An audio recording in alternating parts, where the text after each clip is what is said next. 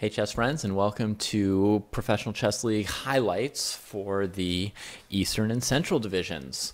We'll kick it off in the Eastern division, which, as I said in the Battle Royales, still looks to be a very strong division, meaning looks potentially stronger than the other divisions so far.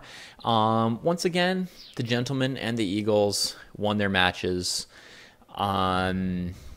4 out of 4 from board 3, Sant Sargsyan, who we'll see in a second. 4 out of 4 from Bahadur Jobava, delivering for the Gentlemen on board 1. The first week that their board 4 didn't just win the match for them, and Giga was sitting out. So, they probably needed Jobava to show up this week, and he did. Honestly, their 4 out of 4 matches almost looked like easy and clinical, like they just do it every week or something.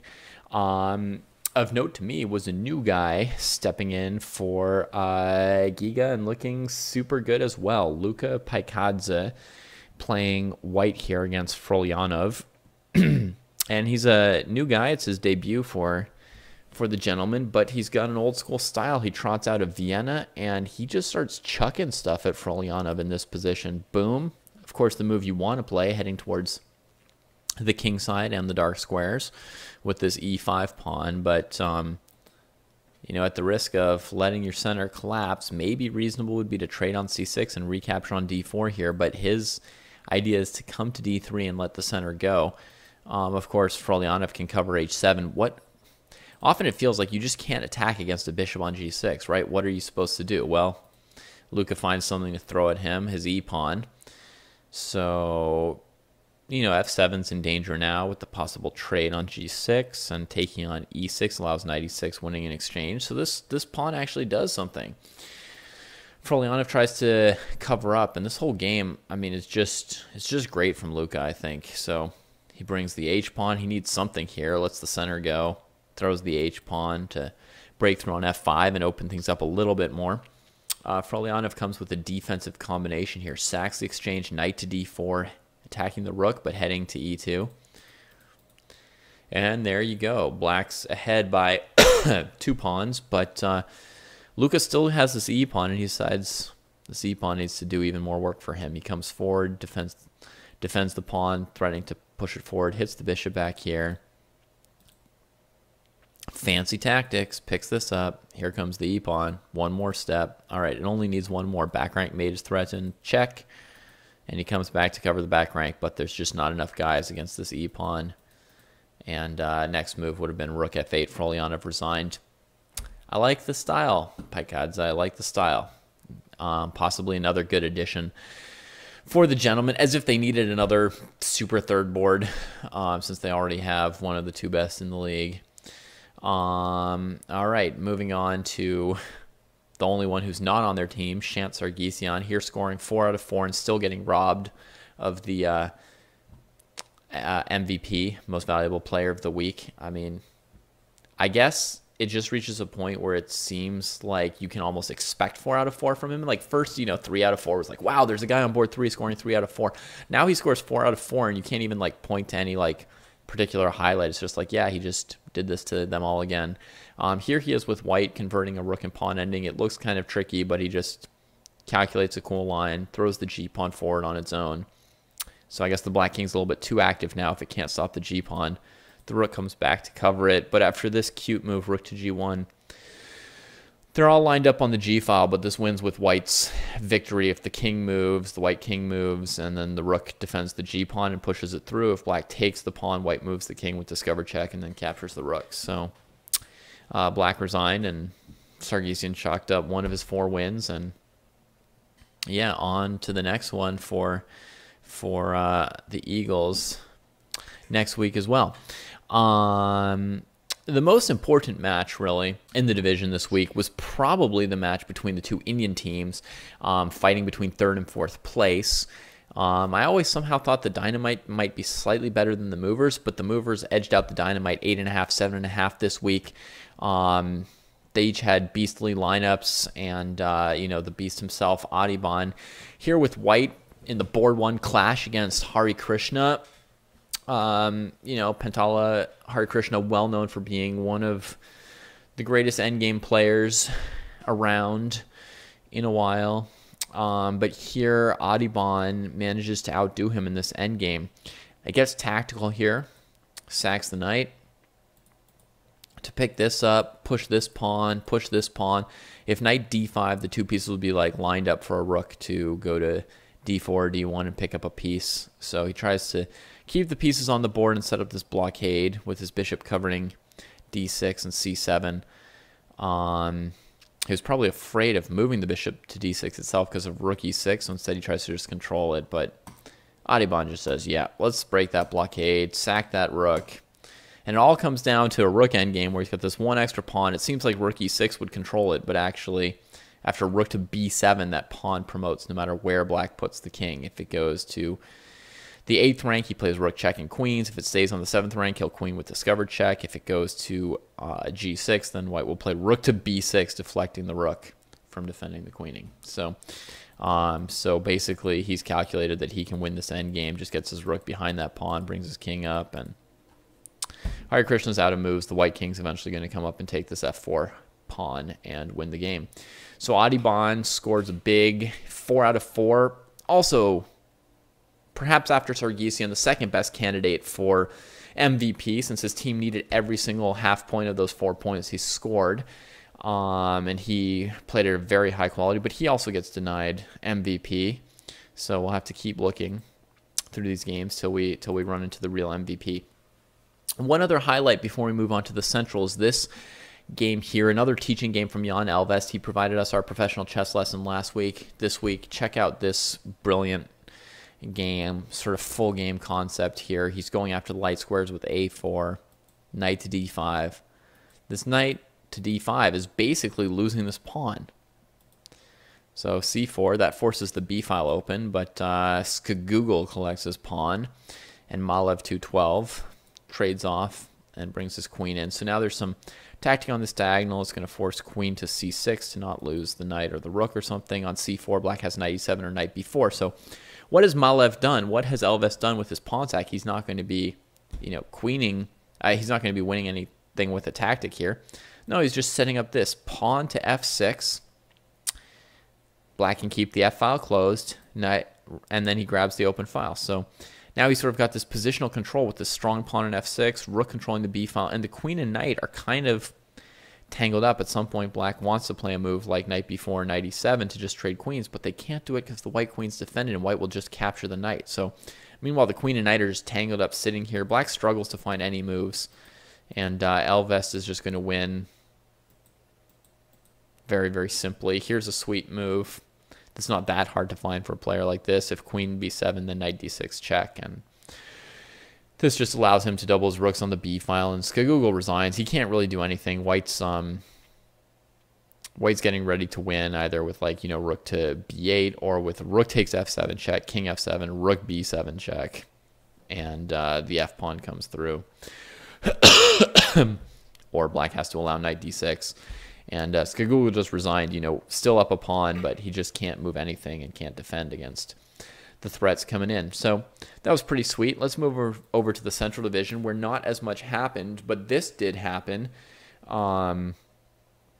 This game would have won my Game of the Week candidate potentially, or at least it was a candidate. It was up there. It was in the poll. One of the better games this week. Oh, and sorry, I passed over the first insane moment. Mr. Klein here, Grandmaster David Klein, plays g5 on move 3 here, just sacking the pawn out in the open against D. Forsen. And for those of you who don't know, Grandmaster Daniel Forsen Esteban has been a force for the Raptors in their third place in the Central Division so far. He had a 4 out of 4 week. He's just been on fire, scoring way above his 2560 rating. But here Klein just offers him the g-pawn. He takes it one move later, and here's basically what comes of it. If the knight goes to f3, there's e4, so the knight has to find a different area. Look at this compensation for a pawn. Man, I would play this opening every time in Rapid Chess if I could. I love the center. Well, he wants more space. He comes over on this side too. Now he's got an outpost on g4. That's pretty good, but wait till you see where he outposts next with this knight. Queen hits the pawn on b4. White would be advised to ignore that, but he defends it, and here comes this pawn. Okay, you can't allow e3, so I guess you got to take it. f4. Okay, I guess you can't let him take your knight. Now look where that knight's outposted.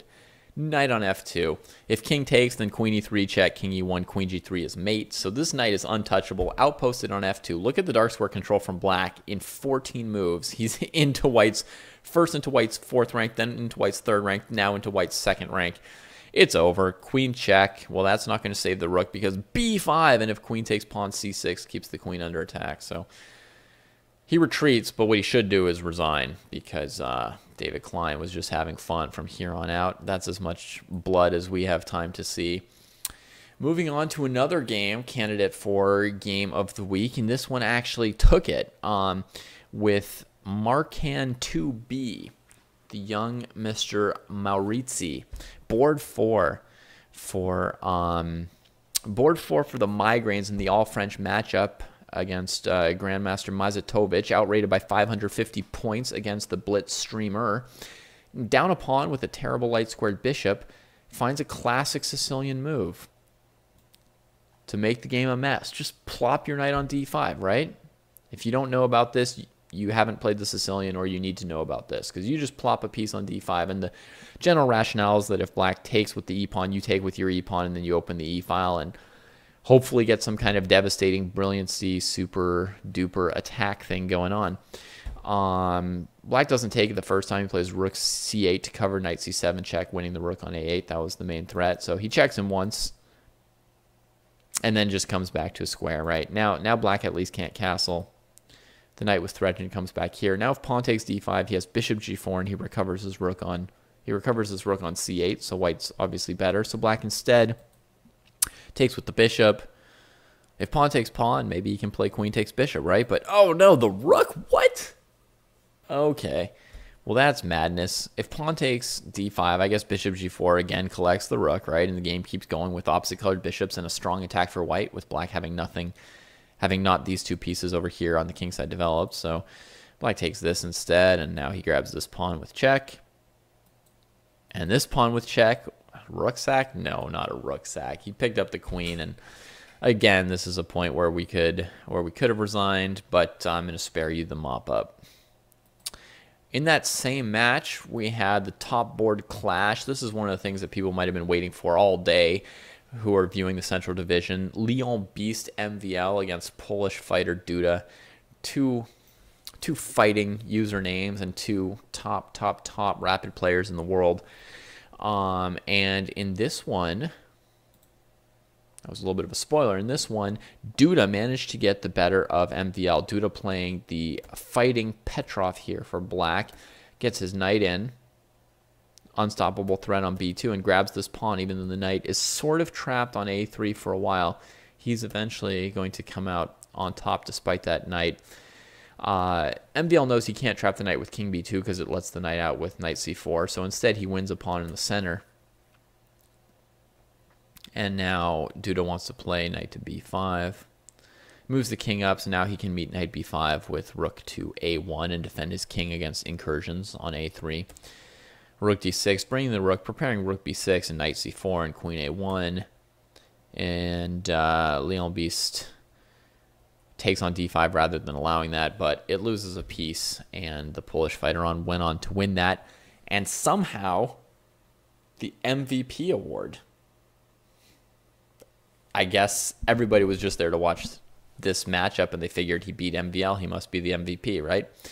But obviously, 4 out of 4s from Sargsyan and Jobava and Adiban were worthy performances as well. Maybe the voters were just a little bit like American voters who supposedly feel more comfortable voting for somebody who isn't perfect. They want to see that you're human, that you got some flaws, and I guess they've succeeded every time so far. So have the MVP voters here, giving this one to Duda. They find somebody who gives up 1/2 point and plays 3 big wins, and the all-French matchup between the Blitzstream plus Duda and the Marseille Migraines ends in an 8-8 tie, so these two teams stay in the middle of the pack in the 5th to 6th area. They'll have to step it up if they want to get into the playoffs, but at least so far they are safely out of relegation. Not mentioned yet, the Snowballs and the Gnomes. They stomped their matches pretty easily without any special drama, winning with 10 points or more, both of those matches, and they are safely in 1st and 2nd place in the Central with a nice margin ahead of the Raptors and Mosquitoes, who are not nipping at their heels. Those are the highlights for now. Check out the Pro Chess League channel for Pro Chess lessons, in which we pick 1 or 2 of these most instructive positions each week and go into a little bit more depth and detail as to what there is to learn from them. Thank you all for watching. Take care.